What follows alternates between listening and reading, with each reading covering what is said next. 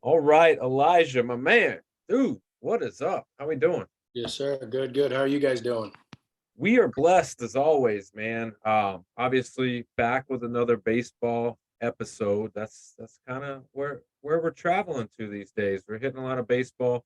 Obviously, football is big right now, but we're not letting anybody get past the fact that baseball is what we're about. So, it's great to have you on, man. But before we get in, you know, to all things you, I got to talk to you a little bit about bigger than baseball. It's something that includes yourself and former in off the bench guests Cameron James and Tim Elko. Tell me a little bit about that. Yeah, bigger than baseball, man. Luke Alexander, who was the shortstop at Mississippi State with me from 16 to 18, wanted to get like an organization going of, baseball oriented, but there's a lot bigger of a picture than just baseball. And so, it's like a Christian group, and it's pretty neat because especially the world today is kind of evil, and I feel that things like this kind of bring the goodness out of kids. And it's something that it was awesome to be a part of because all these kids look up to us, but we were all in their shoes at one point at one time. So bigger than baseball, man. It's just we understand that we love and have the passion for the sport, but there's a lot more things bigger than just baseball. Yeah. Jim, I'm assuming Jim shared a picture on Instagram with me, and it was you circled up by, obviously a bunch of kids. And to be honest, man, like the guests that we get on here, like stats and championships, all that really means nothing to us. It's about the character. We just happen to get good character guys and good things. I don't know if it's the in off the bench effect or whatever it is. You can call it what you want, but we get good character guys, and good things always travel with them. So, a little bit about, you and that, like, man, my hat's off to you. When you guys can get yourselves together and do more than just be an athlete, be be a student athlete, and you can kind of market yourself and be good for the community, for the church, you name it, man. Anything that involves being outside of baseball, we take our hats off to that, man, and we Appreciate appreciate that. you doing that, man, because obviously there's a lot of chatter out there about, you know, baseball itself. And before I'll get your take on this before we dive into your story, man, because I'm curious. This kind of sparked something in me real quick.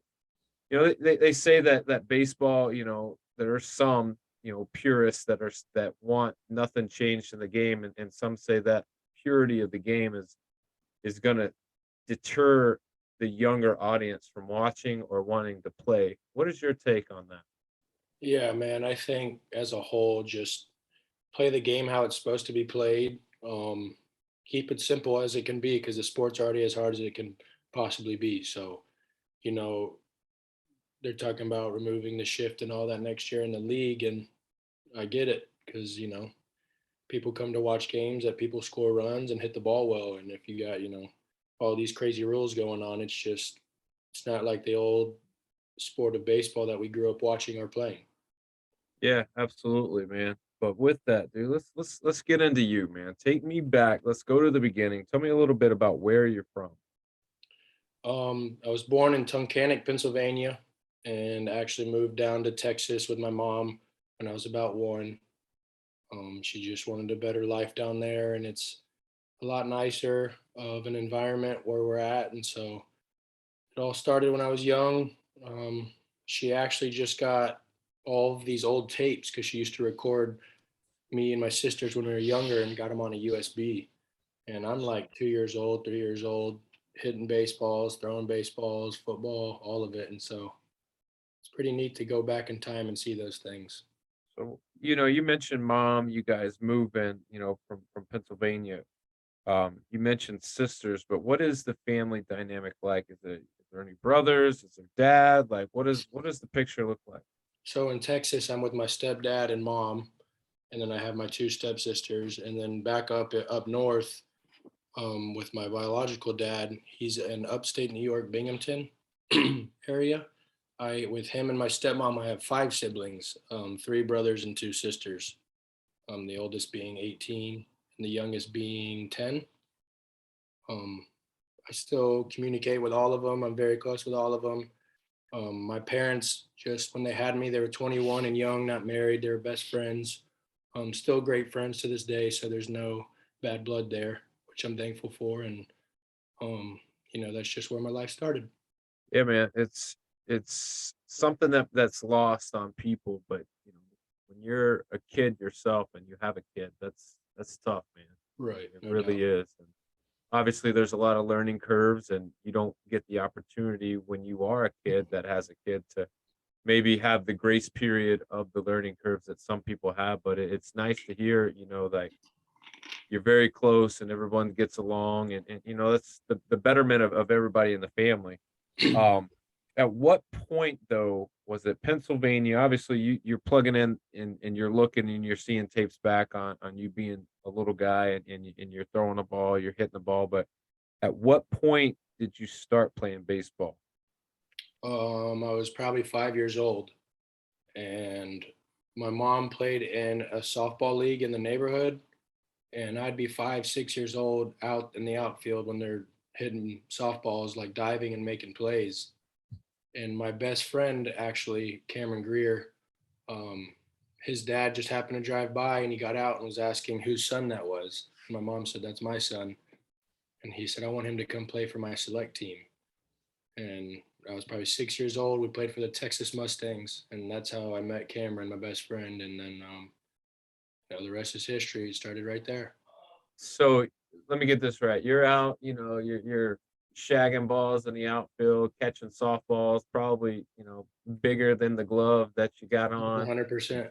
And your friend's dad drives by and is like, "Hey man, why don't you come play for my select travel team, dude?" So like that's your intro to baseball is right into it. No background play, no T-ball, no coach pitch. Hey man, come on over. That's something. So how was that transition going from, you know, a non, structured team, just hanging out, having a good time to, all right, this is a team, this is how it works, this is what we do, and you're Uh, developing as well. I guess I'd left out, like, while I was practicing with him. I was playing t-ball in the neighborhood. I completely misinterpreted that one, but I went from there, and it was a year of that, and then that's when my friend's dad saw me, and I remember showing up to a field at Bear Creek, is what it's called, the practice fields, and there's just a bunch of group of little dudes, all nervous to talk and stuff, and coaches are telling us what to do, and it was definitely different, but I knew that's what I wanted to do from the get go. Yeah, it's crazy, isn't it? How even at the youngest of ages, like you like feel like you're completely comfortable what you're doing, and you're like, I'm built for this. Right, Like right, right, right. absolutely, like this is what I'm made to do. Um, you know, some people find it later in life, and you were blessed to find it really early in life. Obviously, you end up playing. Were there any other sports that you played growing up? I know you mentioned football and stuff, but did you actually play on a team, or was baseball the only sport? Yeah, no, I grew up, and a couple years early age I played basketball, a couple years early age I played soccer, and then I played football up to my junior year of high school. I love football as much, but just getting hit too many times, I didn't want to. I knew I loved baseball a lot. I did love football too, but I knew, just hitting people too many times, I was trying not to affect my life down the road. So, Daniel, I feel I, like growing up in Texas, like you have to play football at least for a year. Like you have to give it a shot. yeah, no doubt. that was the one that was in the documents in order for them to move to Texas. They were like, all right, so once you move here, you got to remember you got to play 2 years of football. So keep that in mind. And, so Elijah's like, all right, I'll just go ahead and I'll knock those out. Yep. And So I can only imagine, man. Obviously, you went to high school in Texas. Remind us, what high school did you go to? I went to Cypress Ranch High School. We were 6A and right outside of Houston, Texas, called Cypress. It was a I mean, pretty big school. like, I don't even know. Maybe it's just me, Jim, but I feel like, we have guys that are from Texas and they talk about it. And obviously, movies portray Texas high school athletics to be this big thing. And I'm sure it's a big thing. But like when you say the name Cypress Ranch, I have no idea where that's at, but it just seems like it's badass. Like it's like a factory of elite athletes, like but is rolling it through there. but is it Daniel? My favorite are the three guests that we've had from the Woodlands. Yeah, The has to be on the front end of it. Oh yeah, the Woodlands. That's also 10 minutes. I give lessons every Wednesday to kids in the Woodlands. I'm right by there too. I know Devin Font now. I know you know him, but I'm pretty cool with him as well. So he pitched against me in high school, actually. Nice. Yeah. So hold on. Did you go to school with Kennedy Smith? Yes, I did. Both guests of the show, Devin and Kennedy. There we go. Small world. What a small world. I mean, it's crazy. You're right, though. They make sure they, emphasize the in the Woodlands. But now it's nice because what I can say is all those folks that went to the Woodlands, they were taught by the very best at Cypress Ranch. Yes, sir. So, tell me a little bit playing in Texas. It's obviously magnified as we were talking about something like bigger than Texas. Did you have any players or pro athletes or anybody that kind of inspired you, as you were growing up? Are you talking about like a professional athlete? Yeah, or just a mentor or anybody in general. Like, Yeah. Man, I would love me some Craig Biggio. Just the Yeah. way he played the game and watching him, I was hungry for it all the time because I would just go catch Houston games all the time. So watching like the Killer Bees and all of them was some really amazing memories that I have. And every time I'd leave that Minute Maid, I would just have that that hunger to go play. So I looked up to all of those guys really, but definitely the Killer Bees. that's when they were legit when Yeah, they, legit. Yeah. Are they legit now, Daniel? They're only going to the World Series, bro. Hey, I read something crazy. This is like the sixth time in 10 years that these dudes are going to the World Series. And Elijah, man, I'm assuming you're still an Astros fan. Yeah, I'm a pretty big Astros fan. So like every year we say the same thing. Oh, the Astros will be good. They'll be in the postseason, but nobody ever picks them to make it to the World Series or win, and they just continue to just do that. Yeah. As I don't understand how they can win 100 games and fly below the radar like they do, but I really truly believe it's from that 2017 season. People just continue to run back to that. yeah, At some point, I think it's you could admit that they're good. so obviously, Astro fan in baseball, we got to talk about football. Who's your pro football team? This is important. Um, I love the Eagles, man. I had a feeling. See, I was gonna lead out the gate when you talked about being from Pennsylvania. I almost, because I knew that I was gonna ask you this question. I was like, man, I feel like this could go one way or the other, and it went exactly where I thought it was gonna go. I'm a Cowboys fan, so it's hard. Like, I just want you to be a Cowboys fan. I don't want you to be an Eagles fan. I feel that one. I mean, I thought he was going to say Cowboys. He could have obviously said Texans, but I did not see Philly, even with the Philly connection. Yeah, just my whole family up there are diehard Eagles fans. So I tried to be a Texans fan for a while, and I couldn't do it. He's living the good life as a fan. He's got one in the World Series, the other one undefeated. Yeah, about time for the Eagles. The Astros are, like you said, have been consistent lately. So, obviously going back to high school, you helped the Mustangs to a Texas 5A state championship as a freshman, and then again as a senior. Which, obviously, I got to throw the hard questions out there at you, but which one of those two teams was better? Was it the freshman squad or the senior squad? The freshman squad was. I didn't win it with them. They were unbelievable. Two big leaguers on that team. I mean, they were so stacked it wasn't even funny. Pitching, hitting, all of the above. So the senior team, obviously, they won it as well. You said that they weren't as or they were a little bit inferior of a team. Obviously, got the same job done, but in regards to the players on that team, were there pro prospects or Division I athletes? Yeah. So my senior year was the first time we became 6A. So we were the first 6A champions, which was awesome. But we were just a bunch of grinders. All of us, like pretty much the whole team, was signed to a junior college. We had a few Houston guys, Sam Houston. But other than that, man, we were just such a tight group, and we gave it our all, and we just molded together. And really, we were just dogs out there. That's my kind of team right there. That's my Yeah. kind of people. No So doubt.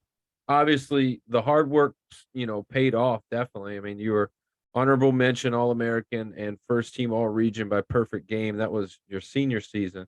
You're also your senior season named first team All-State and All-District. So, clearly performing at an extremely high level. But how is it that you ultimately ended up at Blinn Junior College? Yeah, it's funny you say that because like people ask me that question, and I say, well, one, the JUCO route's not bad, but I had Corbin Martin in center field in the big leagues. He was with the Astros, made his big league debut, then got traded to the Diamondbacks and was a starter for him. Bryce Johnson was also in the outfield, just got called up to the Giants this year. And then we had Dalton Stark, who was in right field, who at the time was going to Texas Tech. And so I would like DH my junior year and stuff. And I was first team all district, like DH, but like I never played or anything. And so like when people ask, I just say, I mean, I had two big leaguers in front of me and then a Texas Tech guy. And I mean, those guys were incredible. Bryce Johnson went to Sam Houston. His freshman year, taught himself how to hit lefty and was a switch hitter all of a sudden, first team All American. Just one of those guys that could do anything. Corbin was in center field running a 6'3", hitting bombs, and now he's on the mound throwing 100. Did you ever during that whole like year or time that you're spending, did you ever feel like, man, like this is just bad luck. I'm just, spending a majority of my time swinging the stick. I'm not getting to show people what I can do in the field. Did you feel like that was, bad luck? Was it aggravating? Was it, depressing? Like, what is the emotion like when, because I look at you as like an elite level athlete. For you to tell me, well, I'm not playing as much as some of the other guys, like it's hard to imagine. Yeah, definitely being in high school in that age, of course you want to play, but my thing is my parents would just always say, be ready for your turn because, you don't know when that could be. A guy gets hurt or I'd literally simply get put in. And if I'm sitting there pouting and then I go out there and I'm stressing or trying too hard, it's just, you're not enjoying the game as much. And so, I always, be a good teammate. And when your number's called, be ready. And I just kind of feel like that's been my whole journey of baseball. You know who that reminds me of? There's a guy by the name of Cooper Rush. You ever heard of him? Cooper Rush. He was a backup quarterback for the Dallas Cowboys. Mm-hmm. He went down, obviously he loses to your Eagles, but like he stepped up. Yeah, he definitely did. You He found took a way to advantage still of bring his up the opportunity. Cowboys. What are you doing? Because I'm trying to flip it, trying to get him to come over to the America's team. I will say I can give a little few percent because of Dak Prescott. I was gonna say that's gonna be your bidding point right there. Yeah. We ain't got there yet. I gotta slowly like leave the breadcrumbs but obviously, you talk about getting an opportunity and taking advantage of it. You get that opportunity at Blinn. You appeared in 54 games. You reached base 44 of the 54 games during your freshman season. You also had a season-long 17-game hit streak.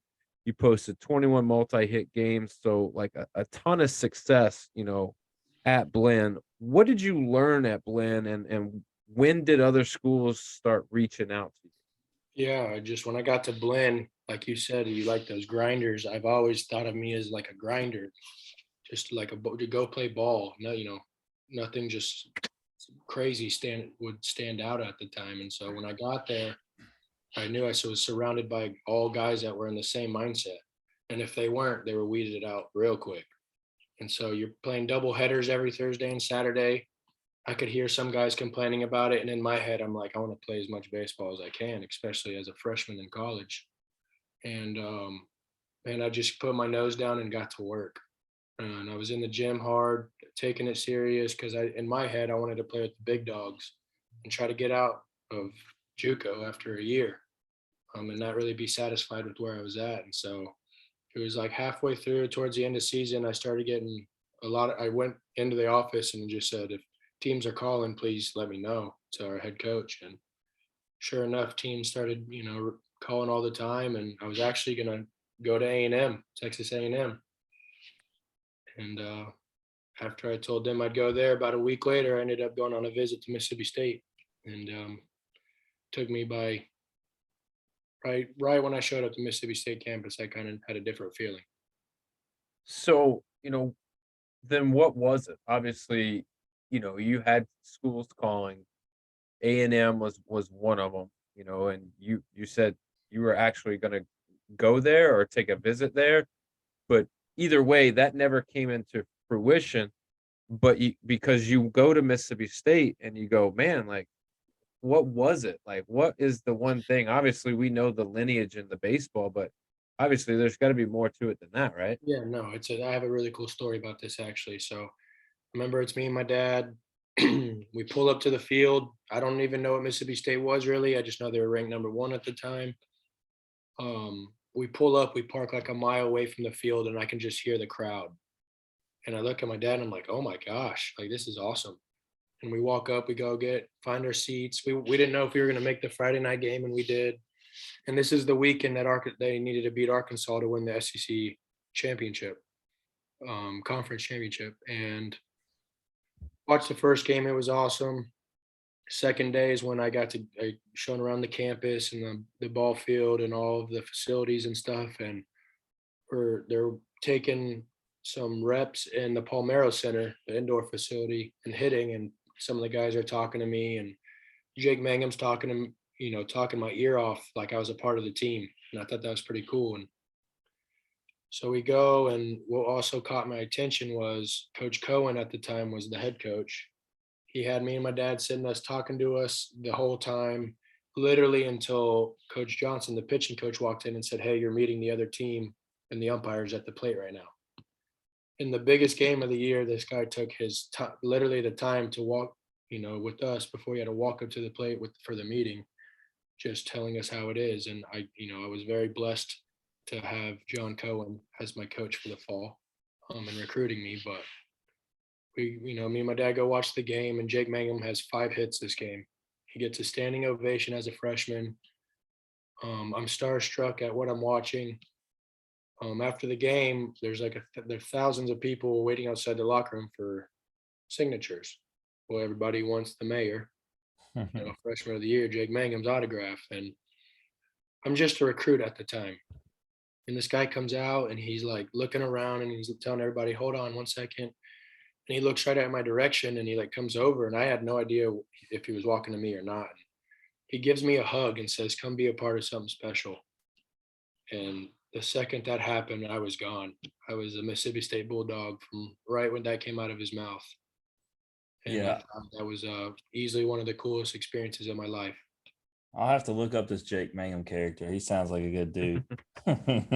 No, before we get into Mississippi State, I want to touch on something you said. It's interesting. We interview all these guests, and I can't remember if it was Ben Joyce or Brandon Johnson recently who said they were talking to us, and they said, I didn't go the traditional route. Probably most of your guests did. I went junior college, and little do they know that 9 out of 10 guys we have out of here that either are playing SEC ball or playing minor league ball, they went through junior college. Like it just really speaks to what you say. And like you said, the grinders. I mean, a lot of them got the same story. They had to work extra hard to get to where they are, and then next thing you know, they're in SEC. They're winning national titles. They're getting drafted. So, and then it wasn't. Hey, me and Daniel are both Cardinals fans, and it wasn't even till I don't know 2 months ago, Daniel, when they threw the graphic up on TV. I didn't know Albert Pujols played junior college baseball. Blew my mind. I actually did not know that either. Yeah, so I mean, the JUCO route, there's people who want to knock that. Hey, some of the best come from there. But nonetheless, man, you get to Starkville during exciting times, like you talk about. Mississippi State is a perennial postseason team. Had just went to Super Regionals the year before, and also getting a massive renovation to Duty Noble Stadium. So, what was the excitement like now that you're finally a part of that program? Yeah, man, it was awesome because it was cool. My sophomore year, 2017, I played in the old park, and then I 2018 played in the new park, and I being a part of that transition was awesome. Um, but man, showing up to be a Mississippi State Bulldog in that environment, I mean, as well as that place is pretty special. And so when I got there, man, I was in love for sure. Yeah, it hit different. I know me and you haven't just talked all that much, and we'll get more into it as we're going through your seasons and everything. But I watched Cameron James and Cade Smith. Their whole high school career was tight with their family, so that's why I started going to Mississippi State games. I had only been to LSU games, been to some Ole Miss games, and then once I started going to Mississippi State games, meeting the fans, obviously seeing the dude, man, just the passion, and then the how good the teams were, the stadium. I was like, oh man, how could you not be in love with this? They always talk about how baseball, being romantic, man. Mississippi State's got it going on. But that season, your first year, we talk about you getting to be in the field. You appeared in 57 games. You started 18 at DH, but you got left field 15, you got right field 15. So obviously got to play out in the field a good majority of the time. You batted 267 with 22 runs and 22 RBIs. So personally, that first season, how do you feel like you did? Um, Man, that first season it was a grind because the coach that also recruited me my first fall left. And so out of the gates, I felt like I had to impress the next coach again. So I do remember putting a good amount of pressure on myself, but also not playing the first little bit. And so, man, I just sat there, like I said, ready for my moment, for my number. And for a while, I was doing well. And then, you're playing the big dogs, and it ain't no joke. And emotions start coming in, and nerves and all of that in the big places. So for a first year in the SEC, I thought I did well, but I definitely applied a little bit too much pressure with the new coach coming in. Yeah, and I know you got confident and belief in yourself, but we know the names that are on that roster. So coming in, did you expect to get so much playing time out the gate? No, no, I did not at all actually. And like I said, it was the first 30 games or so. I didn't touch the field, and I was just ready. And so when I saw those names, and looking at the roster before I even got there, and you got preseason All Americans and all that out there, I knew I was with the big dogs. And at first, I wanted to say I didn't really look at myself as one when I got there, because you're used to watching them on TV and such. And then after a year or so, I feel like it kind of takes that experience, to get really going. But to me, that's all of a mental process. And Yeah, and I know you did 3 years there, and then you've had some years since then. So I'm gonna take you back to think for a minute. That season, what was your favorite moment, favorite game, of just that season? It could have been an individual, it could have been team. What's the one thing that stands out to you that first season? sophomore year, I will say that there was a pretty funny moment that sticks out to me because I think it's hilarious still. But we're playing Georgia, and Cody Brown's on first base, and I hit a home run, but the left fielder brings it back in, like climbs the wall at Georgia. It was unbelievable. And I'm just like jogging around first watching it, and he catches it, brings it back in, and then drops it. And I'm rounding first, and I look behind me, and Cody Brown's still on first base. And so I get a home run robbed, but he drops it. I'm out, and I go back to the dugout. Hey, you still didn't do as bad. Did you happen to see the Memphis Redbird who pimped it, flipped the bat, walked it out, and everything? Yeah, that one was rough. That's funny. Yeah, at least you didn't do all that for sure. So y'all lose to LSU in the Super Regionals. Obviously, you say I got the LSU hoodie on, but they got the Mississippi State hat, so I got the respect. But y'all lose to my boys. But obviously, like I said, that team has become a perennial postseason team, a team that has the talent, the character to go to Omaha. So you come up just short again as they did the previous season without you. Going into that offseason, just how hungry was this team going into the next season? Yeah, no doubt. We were hungry, and our sophomore year, we had Canizaro as the head coach. So when we came back, we were, thought that's who we were going to have. And then all that ordeal happened and stuff. So when he left, we were kind of, not doing well in 18, my junior year. We were definitely hungry though, and we knew we worked hard enough. So when it started out and we were not hot and 2-7 in SEC play, we knew we had to come together as one. And when we came together, then you could tell we were really hungry. I want to say it happened after Luke Alexander walked off Ole Miss, actually. So, Always good to throw that shade at Ole yep, Miss. I had to do that a little bit. Well, hungry y'all were, like you said, regardless of the start.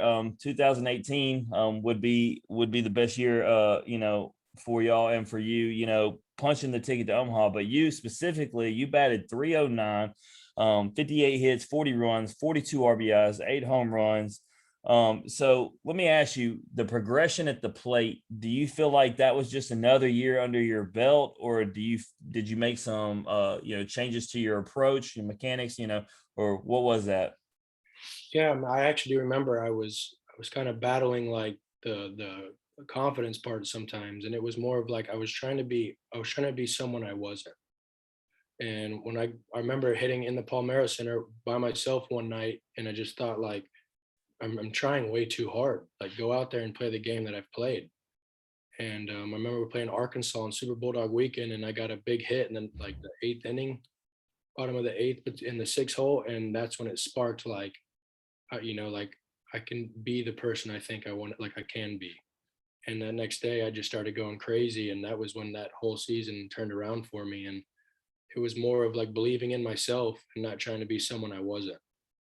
Yeah, it's crazy because I didn't play baseball. I'm a diehard baseball fan, but we interview these guys, and Daniel obviously was a college baseball player, but he was a pitcher. So from this hitting discussion, it's amazing how often we have guys come on here and talk about they're overthinking it, they're pressing too hard, and sometimes when you just relax and take a step back, breathe, you know, enjoy the game, how much looser you end up being, and how much more production you end up having, because you get so wound up tight. We talked to Cameron James. He was one of the first guys we ever had on the show, and that's a problem that he's always had. He'll admit to you sometimes he's just overthinking it when he steps to the plate. But when you guys just take a step back, take a deep breath, go in there and just realize, hey, you got this, it'll change everything. And for you, man, I want to talk about the 8 home runs, right? Because 5 of them came starting from the final series of the regular season against Florida. And let's be clear on this show, Elijah, we don't have Randy with us.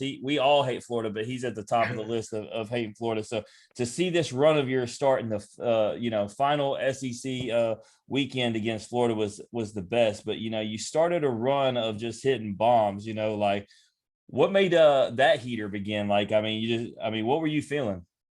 Man, I just remember being in BP, and like we would play like this like house music, like good vibe music, upbeat, and just like dancing all the time. And I can remember looking at Justin Foscue, and I'm in the cage hitting and he's in the field shagging, and like we're like dancing, and I just thought like baseball's fun. And then all of a sudden, like I can feel this overconfidence come into play when I knew how good we were as a team. And when I also feel like I changed my mindset to help the team instead of individual, that's when it really clicked for me. And I would just go up to the plate with all the confidence in the world and aggressive and understanding, telling my brain I'm better than whoever's on the mound. And I think just playing every day at that time also was key. But really going up there and trusting the work that I've put into the game, and it's all part of a process. And I know like it takes literally one ball, one at bat, one swing to get going. And that was definitely the weekend.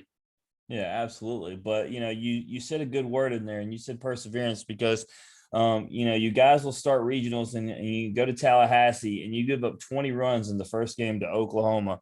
Let's call it what it is, man. It was a beatdown. So let's talk about that message, because obviously we know what's going to take place afterward. But what's the message from the guys who are leaders, from the coaches, after you come into the first game of regionals like that and you give up a 20 spot?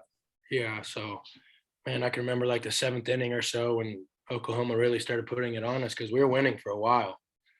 Um, and just looking at Jake in center and I'm in right, and we're wearing the pinstripe jerseys. It's 130 degrees. It felt like I'm on a knee. It's like our fifth pitcher of the inning. I'm looking at Jake just drenched in sweat, dying, it felt like. And we come together, we start talking, I can remember, and he's just like, we're never out of this. And I said, I know, because we looked good up until like the sixth or seventh inning. And so when we lost that game, um, like you said, the leaders, we all came together as a team and we just said, like, you're never out of this. This is how our season's been all year, with our back against the wall. And I feel like when our back was against the wall is when we really showed out. And so it was more of a belief and play all 9 innings until it's over.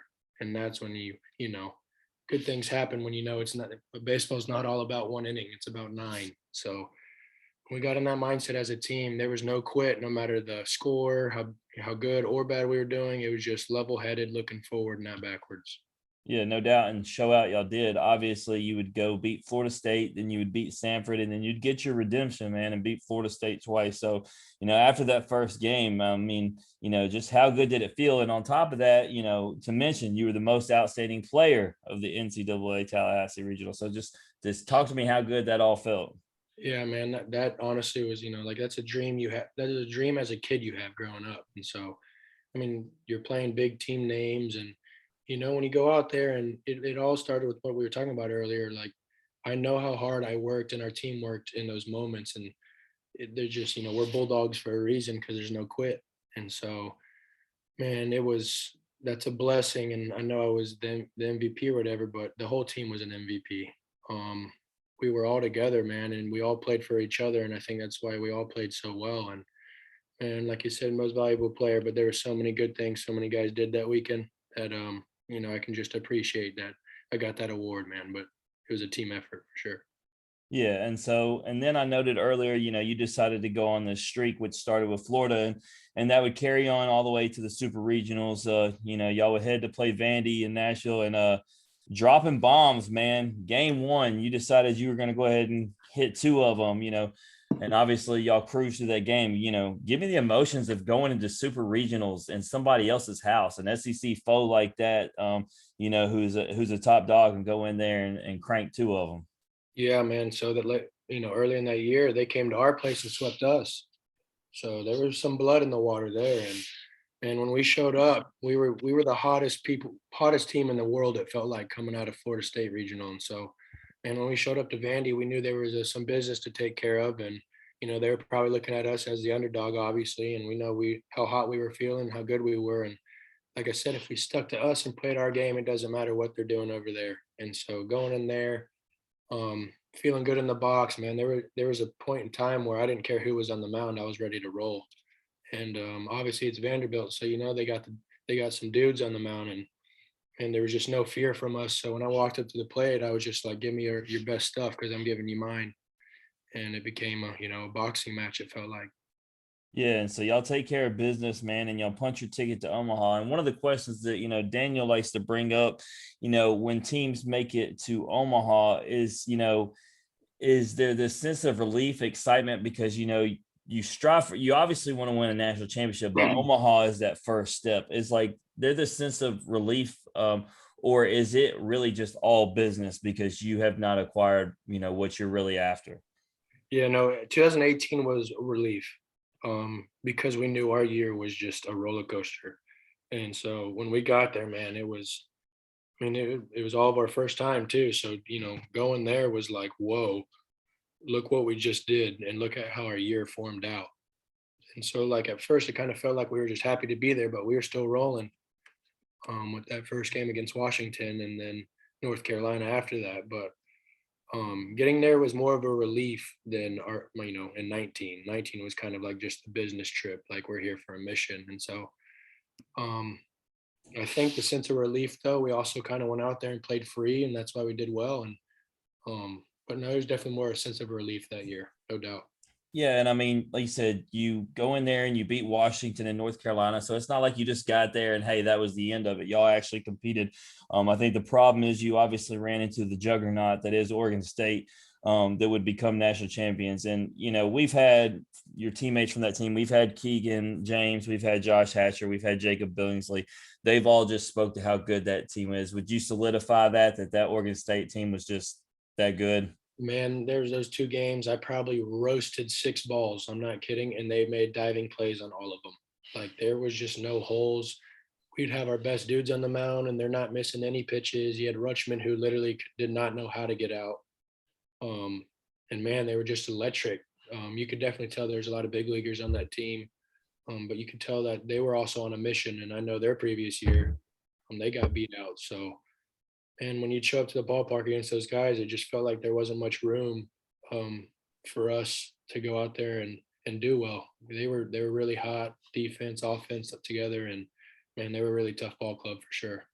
Yeah, no doubt. And so you go into 2019 and it's a whole new deal now. Y'all have now gotten over the hump. You know, you've been to Omaha, you've gotten a taste of it. And I feel like at this point, the mindset's got to be it's championship or bust because y'all know the players you got coming back, the players you got coming in. You guys play in the best ballpark in college baseball. I don't even think it's a debate. You have arguably the best fan base, so and a star-studded roster. So y'all went a ridiculous 52-15, man. You yourself batted 281, 61 hits, 51 runs, 52 RBIs with 7 home runs. So something, you talked about also, I was reading on your fielding stats. We talk about your hitting stats a lot. Everybody wants to hear about offense, but, your defense was definitely clutch. I actually went through some of your social media and I seen the no fly zone pictures and you talk about the guys you played the outfield with. So I want to shout you out there, but let's cut right to it, man. Talk to me. I want to get right to the postseason. You talked about transitioning playing from the dude before and after renovation. Talk to me about what it's like playing in that first regional at home with a packed house. Yeah, no doubt. And that was actually my first game back from injury, was the regional. And man, I was just so excited to be back. I remember taking batting practice. There's not many fans there yet. Um, my emotions were so high just being back and understanding I was a senior and how good we were doing. And it was postseason now. So I remember going in the locker room, chilling for a little bit, getting ready. Jersey comes on, and you head out to the field, and there's 13,000 people, and you can't even hear yourself talk or think. And I thought, like, man, I love this place.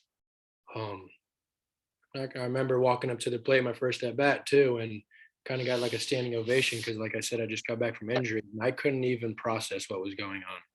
My legs were shaking. I felt like I've never played baseball before. Um, Everything was going so fast, even when I was trying to relax and work on my breathing and all that, it wasn't working. I can remember to a T, I hit a ground ball to shortstop. I got an RBI and kind of chilled out after that, man. But that crowd is just electric, and they're always on your side and have your back. And man, they're there to win too. They're part of the team as well. Yeah, I mean, it's hard for me to fathom. Like I said, I didn't play baseball, but I've been in those crowds when y'all have had a completely packed house.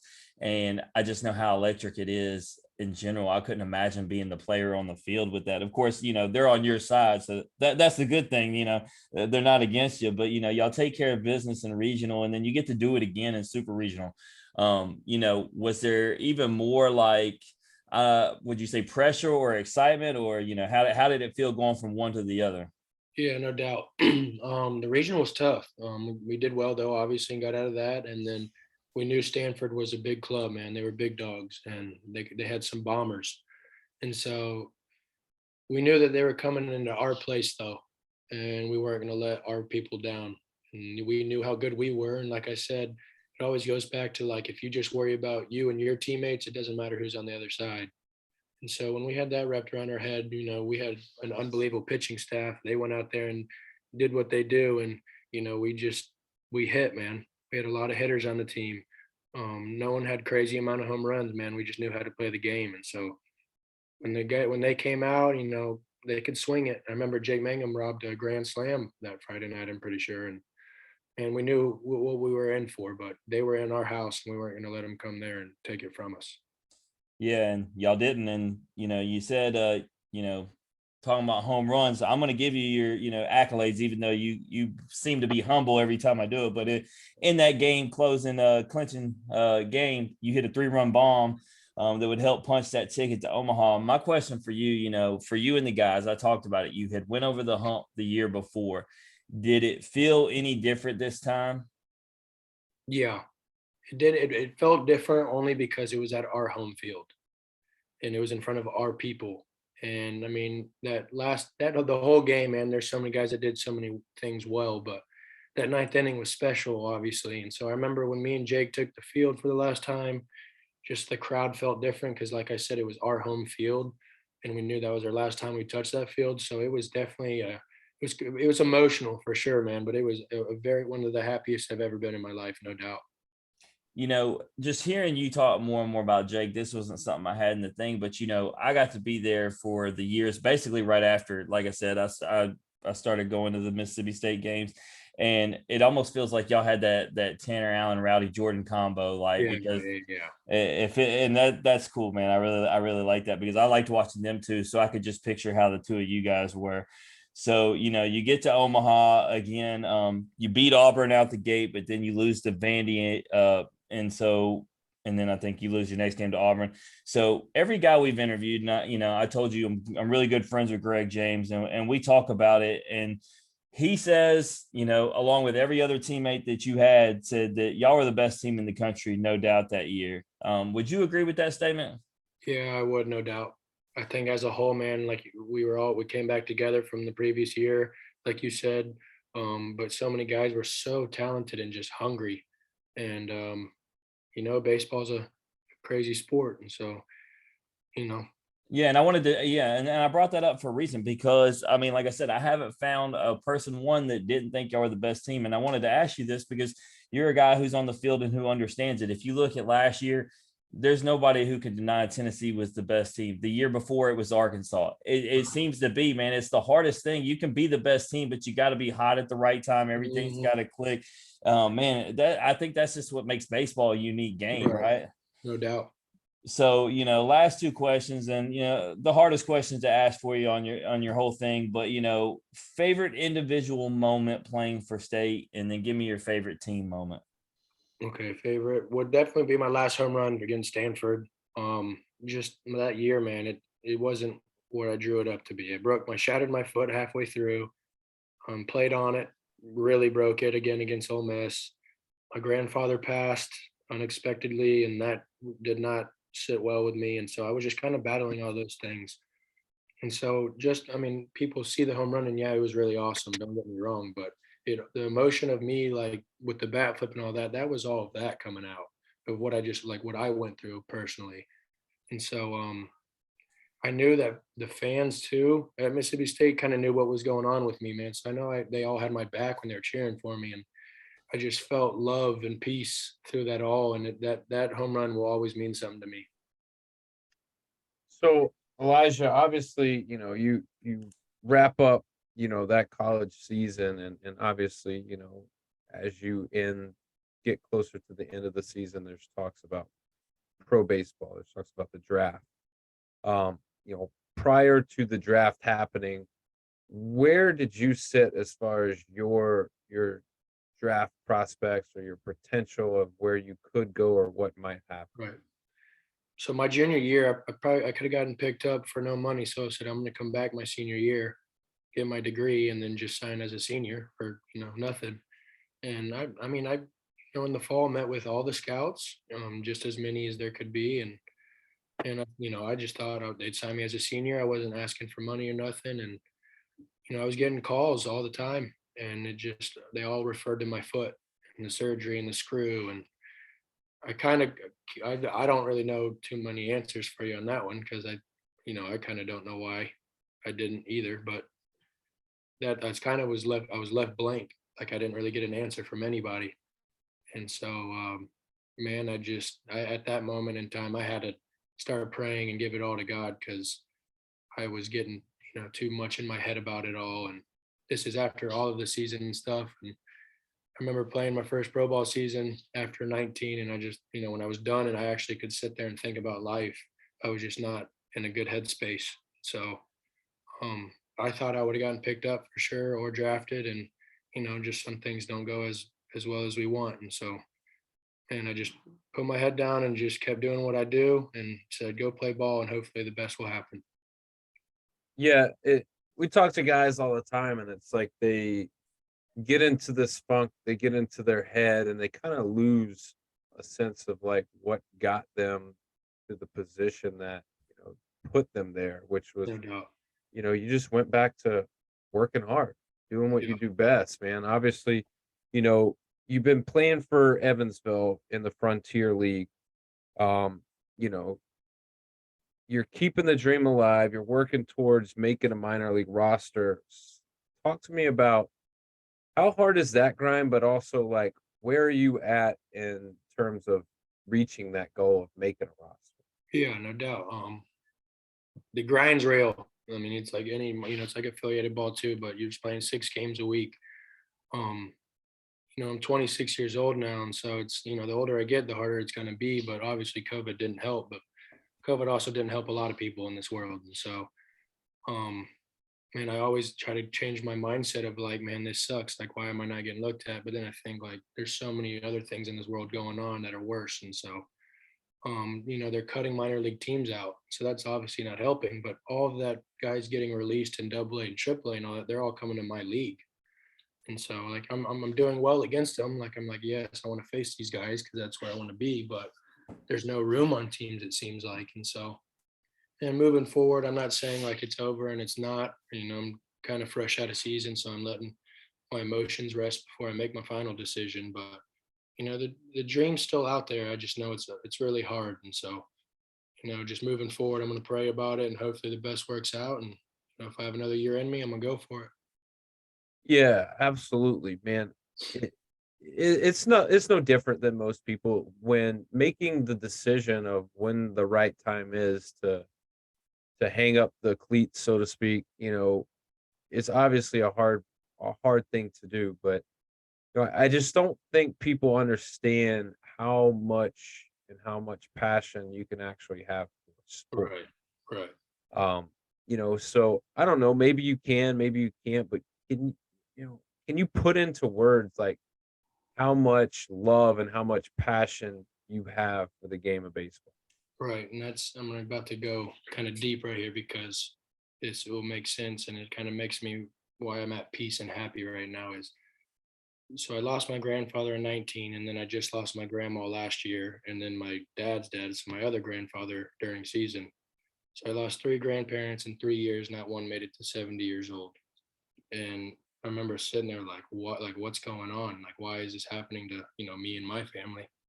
And then I just said like, they're in a much better place, and I will see them again one day. And so then I was just also sitting there thinking like, this sucks. Why am I not getting looked at? Why am I not getting picked up? But then I took that step back of like, well, I've had one amazing career, even if I didn't get picked up. And losing those grandparents, what that ties into is like I understand and there's more to life than just baseball. Um, and so I just kind of started living freely. Like the second half of season, I did so much better this year because I started to realize like my life doesn't consume just of baseball. There's a lot more to it. And so I started taking day by day, like it was my last, because losing significant others like opened my eyes to and live in the moment. Don't worry about the tomorrow when there's worries today. And so, it's easy to look what's going to happen in a month, but you don't know if you'll wake up tomorrow. And so I just started to live by that, man, and just so much peace and calmness and felt free at last. And I would just go out there and play me. And I said, if it's meant to be, it's in God's hands, and He will put me where I need to be. So, man, I've been happier than ever and having peace with that for sure. Yeah, it sounds like you can seek comfort and really solace in the fact that you go out every day and you're going to have as much fun as possible. You're going to work as hard as you possibly can. And really, whatever happens after that is just a byproduct of you doing you, man. Right. So whenever that day comes where you go, that's it. I think you're right, man. I think you can kind of be at peace with that decision because it's not an easy one. And you see it probably, more than most is the clinging on, hoping and wishing something might happen. Um, and you just kind of it's just hard to give up. So I commend you on being able to find that position in you to go, whatever happens, man, I've had an amazing career. Yeah. So um But with that, man, like I don't want to I don't want to down the episode with the talk of not being able to see you play, man. I want to bring it up a little bit. So before we get you out of here, we want to play a quick game. Let's do it. All right, it's called This or That. It's very, very simple because I mean, you know the gamut of guests we've had on here. Not all of them are brainiacs, so we gotta make the games easy, Right. easy for the guys. So I give you two options. All you gotta do is pick one option or the other. Can't say both, can't say neither. Just be decisive and go with whatever the first one, speaks to you. So All right, let's go. all right, first question is a softball question to me. I mean, it's pretty simple in my eyes, but maybe it's different for you. Would you rather have pizza or tacos? Oh, pizza, no doubt. Very, very interesting. Are you a toppings kind of guy? Are you just a plain cheese kind of guy? Please tell me you're not a pineapple guy. No, my go-to is actually cheese pizza. You Plain. said go the other way, but so Hey, my answer. I hear you, man. Hey, pizza's pizza. I At mean, least he didn't have pineapple on there. Hey, that was the very, thing. very I've true. never had Very it, so I'm not against it, but you said pick one answer. So that was the only softball question. Now we're getting into the juicy stuff. Would you rather wear those Sunday blacks or just traditional no blacks, the pinstripes, whatever, the white, the maroon, just leave the blacks for another day, another person. I mean, blacks are cool, don't get me wrong, but my go-to is white. I love the white that just said stayed across that, so I'm definitely the other way. Man, I love the traditional. blacks. I mean, I'd like he said pick one answer, but the No, I was just bringing it up because if you see the bell behind me, I got one of 5 made bells. Landon Sims, Cameron James, Logan Tanner, and Kate Smith all have the other ones. The Bell Smith made those for them. Those are the only custom black championship bells. And anyway, I love the blacks, man. I hate that they got rid of them. Yeah, I don't know why they did.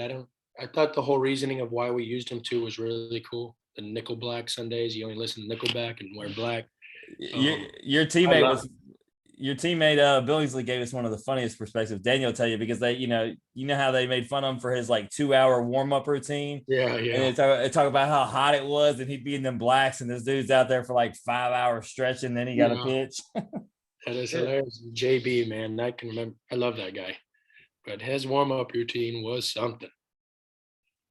All right. Who's a bigger rival, Ole Miss or LSU? If I get my answer, can I say why? Obviously, Of course, because I'm going to ask you why. in my eyes, I say LSU. All right. Because I'm not from Mississippi, and so when we would go to Ole Miss, like I felt like it was like a battle between the fans because when you play guys every year, you become friends with them, and if all these guys on Mississippi State and Ole Miss are all from like all the guys from Mississippi, they all know each other and grew up with each other. Now on the field, to them, it might be, I want to beat y'all. I grew up with y'all, but every time we went to LSU, I felt like it was a bloodbath, and the fans hated us, and like we would have to, vice versa. If LSU came in, and I just felt like the LSU series were always wild, and so I always felt the tension with LSU over Ole Miss more. Daniel, is that not what I told you? I laugh at these fans. That's exactly what I'm talking about, Elijah. I go to the games and I watch these fans, like you said. I mean, they want to kill each other, and it's like you do realize these cats out here are all friends, right? Like it's exactly what you said. Literally. So I'm like, yeah, I don't know. I mean, it is one of those things, Elijah. I think you nailed it on the head. It's like if you're from the state of Mississippi, like that's what you grow up on. Like that's the belief is like, we're not gonna lose to state or we're gonna beat the hell out of Ole Miss, whatever it is, But it is kind of silly. I'm not gonna say it's the most overrated state rivalry. Daniel, you know why I'll say it's overrated? Pretty close. Because I feel one of my requirements, in order for something to be a rivalry, it has to be competitive. And Mississippi State absolutely owns Ole Miss, whereas Mississippi State and LSU trade haymakers year after year. Right, no doubt on that one. Very good point. Very true. Who has more swagger, Jake Mangum or Tanner Allen? Tanner Allen. I would agree with that. I like both. Jake Mangum's kind of more of like a professional, doesn't need all the swag look, nice and easy, goes out and balls out. TA goes and balls out, but he's got like not the full sleeve on the arm. He's got the half sleeve on his forearm, and he's got the mitt hanging out of his pocket. He's got his pants above his knees. He's wearing glasses with eye black, and Dude, it's 2 years later, and I'm still rocking TA's cut. Daniel Oh, yeah. verify Yeah. that's underneath this It- hat. You know, Tanner is what I like to call when guys have that kind of swagger. They're just an experience. yeah, You just gotta be able to be around them and right, no doubt. feel it. He's one of the best humans I've ever met in my life. Both of them, but I love Tanner Allen to death. Would you rather attend a concert or a sporting event? Oh, that's a good one. And this is any concert or any sporting event. It's like a bucket list. You get to choose like your bucket list sporting event or your bucket list concert. I'm You gonna can only choose one. Which one you choose? just go off the heart and the brain right now. I'm gonna say concert. I say concert because one, I love music like way too much. I'm always on the aux. I listen to music more than anything in the world, and I think I say that also because growing up and being an athlete, sometimes it's nice to get away from sports. And so, going to concerts, like I said, me tying into loving music is just like that's a fun getaway, with friends or whatever, and then you enjoy the moment of the music being played. All right. So in the terms of concert bucket list, what's the concert you gotta see? I gotta see. I'd like to see George Strait. All right. I like to see George. Right. I love all genres, but that's the one I really want to go see. I can Daniel, I can pass him about 10 of those. Dude, Elijah, that is my parents' favorite artist, and I'm actually not a big country music guy. As a kid growing up, we went and saw George Strait every single year. That is awesome. That is really cool, though. That is cool. I got to follow up. Said you're an aux guy. If you get in your car right now, what comes on? What's the last song that you were vibing? I'm on this song called "Miss You" by Oliver Tree. It's an upbeat song, and it gets my day going, gets the mood going, and it's definitely a vibe, no doubt. All right. Where would you rather go? The beach or the lake? The beach. Love the beach. Beach. Would you rather play wiffle ball or play dodgeball? Wiffle ball all day long. I grew up playing wiffle ball, so that's my go-to, no doubt. See, all these hitters want to play wiffle ball. All these pitchers, they want to throw the dodgeball. I just know I didn't want to play dodgeball with Ben Joyce after. I was out. Yeah. Decapitated. Hey, no, one of my favorite times, Elijah, I actually played dodgeball. It was a church event at that with Cade Smith on my team, right? Oh, So yeah. we had a thing. I would catch it and then give it to him and let him sling it. And I think he was passing out concussions at a church event, man. I'm serious. I'm watching kids hit the floor and I'm like, we're gonna get in trouble. Yeah, he's got a cannon on him too. All right. Would you rather be a hero or a villain? A hero, no doubt. Who's your favorite hero? There's a lot of good heroes out there. I'll give you the, I do like. I'm a big fan of Spider-Man, to be honest with you. That's the popular one. There's nothing wrong with that answer. Yeah, no doubt. I like him a lot. hey, he's no Jesus Christ, but he's all right. He's all right. All right. Last question, and this is probably going to be a hot debated question. Who is a better, or what team was better, 2019 Mississippi State or 2021 Mississippi State? 2019. I love it. Greg James said when you answered that, because he actually believes that as well. He told me to tell you, though, you did not bring home the hardware. He told me to remind you. Yeah, that happened. So, I mean, there's some guys on the team that won it that I wish we played with, man. But man, we were 19. We were some dogs, and we were hot, man. We just didn't finish the job. That 2021 team, though, man, their pitching staff was just absolutely incredible. Yeah, they were flat good. Both teams. And it just goes to show you like how difficult it is to even get to Omaha, but also to win it all. Right, Like no it, doubt. it's probably. I mean, I think in sports, it's got to be one of the hardest thing, if not the hardest thing to do, is Oh, to run that Oh, to be that good and that consistent for that long.